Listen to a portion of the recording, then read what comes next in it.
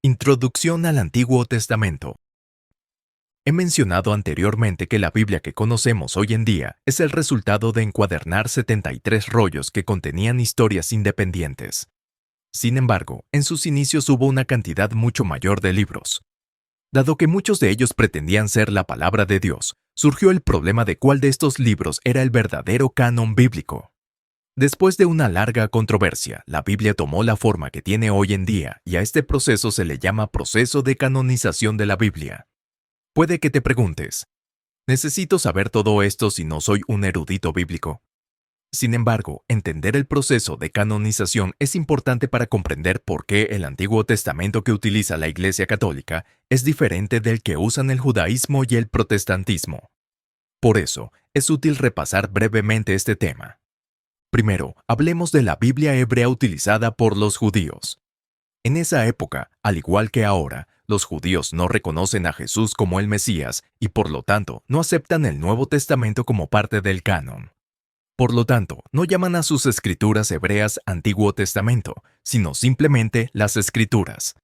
Desde nuestra perspectiva, que sí reconocemos a Jesús como el Mesías, esas escrituras hebreas son el Antiguo Testamento. La Biblia hebrea, conocida como Tanaj, TNKH, se divide en tres partes. Primero, el Torá, o ley, que es la sección más autoritaria y consiste en los primeros 5 libros de la Biblia: Génesis, Éxodo, Levítico, Números y Deuteronomio. Segundo, el Neviim, o profetas, que incluye libros como Isaías y Jeremías. Y tercero, el Ketubim, o escritos, que abarca varios textos como los Salmos y Proverbios. El nombre Tanaj proviene de las primeras letras de estas tres secciones. La lista final de los libros del Tanaj no fue acordada de inmediato dentro del judaísmo y, de hecho, durante el tiempo de Jesús, la lista final de libros, excluyendo el Pentateuco, aún no estaba establecida.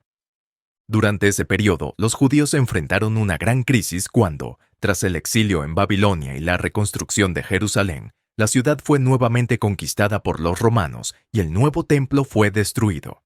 Para los judíos, el templo representaba la presencia misma de Dios. Al experimentar la destrucción del templo no una, sino 2 veces, los judíos pensaron: no podemos seguir así. Necesitamos una solución. Como el sacerdote Esdras armó al pueblo con la palabra de Dios tras el regreso del exilio, ahora lo único que nos queda es la palabra de Dios. Así, alrededor del año 90 d.C., se celebró una asamblea de rabinos judíos en un lugar conocido como Yamnia. Esta reunión, llamada el Concilio de Jamnia, finalmente estableció la lista de 39 libros del Tanaj.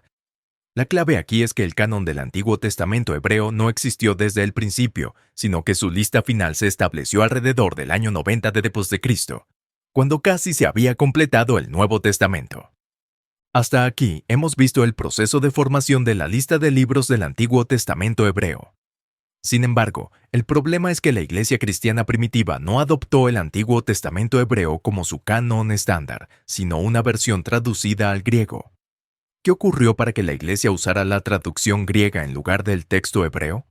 Veamos brevemente el contexto histórico mundial.